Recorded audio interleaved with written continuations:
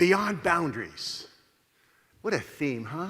Beyond. Now, when I think of boundaries, I think of rules, regulations, and restrictions. And I think of the parents and the teachers and the supervisors who hold us accountable with regard to those boundaries. Now, that's not a bad thing. I know if you're like me, I need supervisors. I need someone holding me accountable to do the right thing. But beyond boundaries is something different. I think of those leaders, those teachers, those supervisors, those parents who inspire us to go beyond the call of duty, to do more than we have to do it not because they tell us, but because we want to. I would like to share with you what the research says about how to make that happen. And not just for other people, but for yourself. Here's the deal. How can we inspire people and ourselves to be self-motivated? There's another word. It's called empowerment. You've heard that word, right? Now, the management definition of empowerment is get her done. Just get her done. With fewer resources and less time, I empower you. Make it happen. I'm talking about feeling empowered. That's different. Feeling empowered is when you're self-motivated. Now, if you want to know if you feel empowered or if your child, your student, your worker feels empowered, ask them 3 questions. And if they say yes to these 3 questions, they will feel empowered. And by the way, this is not based on common sense. It's based on research. But you've all been there, so it'll feel like common sense. Question number 1, can you do it? Albert Bandura calls it self-efficacy. Do you believe you can do it? Do you have the time, the knowledge, and the training to do what we're asking you to do? If you answer yes, good. Second question, will it work? Do you believe that we're asking you to do the process will work?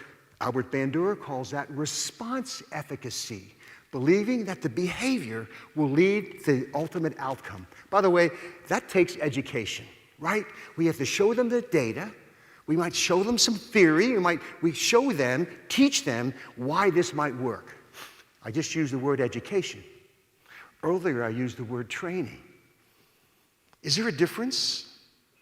In elementary school, we call it education. Middle school, education. High school, education. College, higher education. Then you go to industry. What do you call it?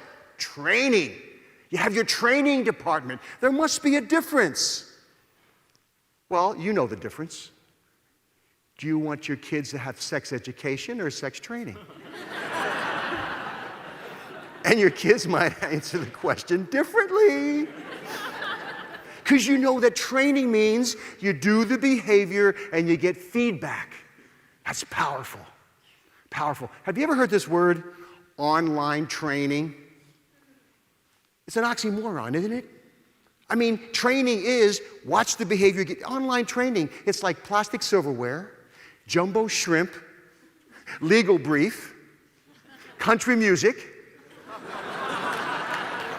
I mean, it doesn't work. Okay, so if you answer yes to it will work, third question, is it worth it?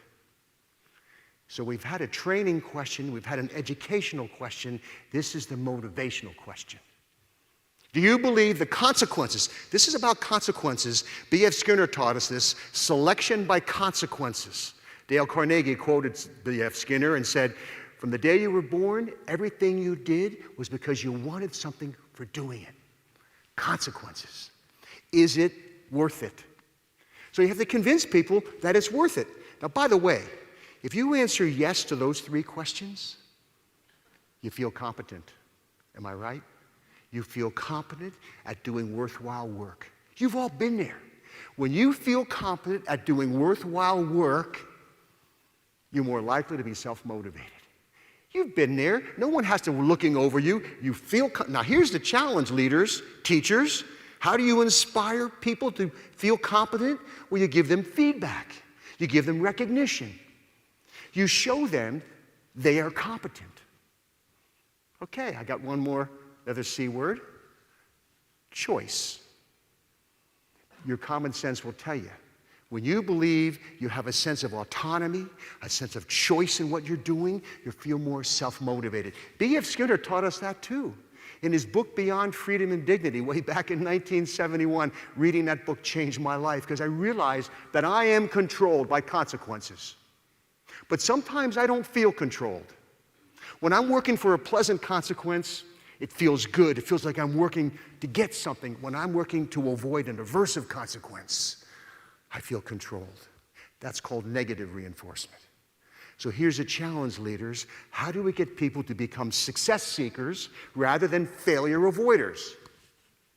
First day of introductory psychology class. I teach 2 classes of 600 students. Maybe some of you have been in that class. And remember, the first day I say, how many are here to avoid failure? And 80% raise their hand. And I say, well, thanks for coming. I know you're motivated, but you're not happy campers. You probably told your friends, I got to go to class. It's a requirement. Not I get to go to class. It's an opportunity. You probably woke up to an alarm clock, not an opportunity clock. And it's all in how you see it. Really, it's all in how you see it. It's your paradigm. It's how you communicate to others and how you communicate to yourself. So Ellen Langer said in her book, Mindfulness, she said, and psychologists know, when you perceive choice, you perceive motivation. You're more motivated. So the deal is, for yourself, sit back and reflect. Be mindful of the choices you have. And talk about being a success seeker rather than a failure avoider. It's all how you talk, how you communicate to yourself and to others. I've got a 4th C word, community. Powerful word. Psychologists know that social support is critical. People who perceive a sense of relatedness, a sense of connection with other people, they feel motivated and they're happier.